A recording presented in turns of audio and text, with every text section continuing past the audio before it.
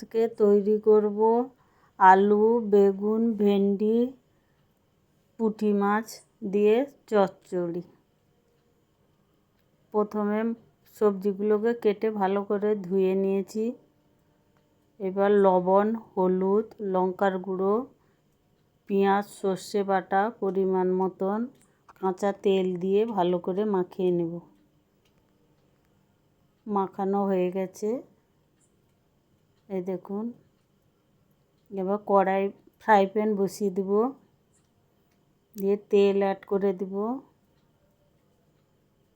তেলটাকে ভালো করে গরম করে নেব।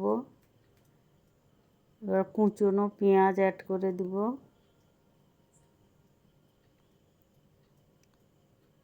অল্প পেঁয়াজ দিয়েছি।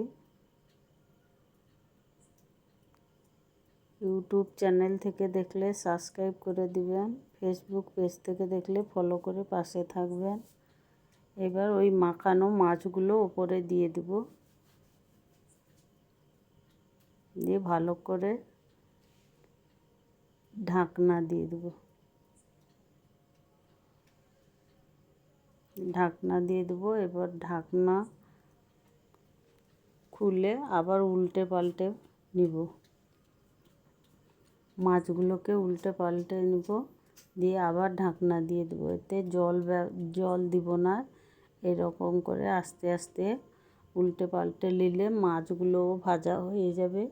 আলু, বেগুন, ভেন্ডি সবগুলো ভাজা ভাজা হয়ে যাবে। উল্টে পাল্টে দিতে হবে, ঢাকনা দিতে হবে, যাতে আলু, বেগুন, ভেন্ডি সবগুলো ভালোভাবে সেদ্ধ হয়ে যাবে। রেসিপিটি ভালো লাগলে লাইক, কমেন্ট, শেয়ার করে দিবেন। এই চচ্চড়ি একবার বানিয়ে খাবেন, খুবই ভালো লাগবে গরম ভাতের সঙ্গে।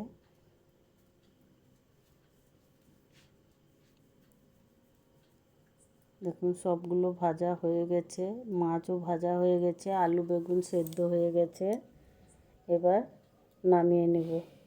রেসিপিটি সম্পূর্ণ তৈরি হয়ে গেছে, এই দেখুন।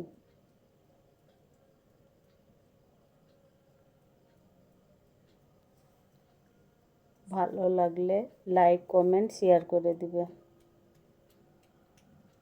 ধন্যবাদ।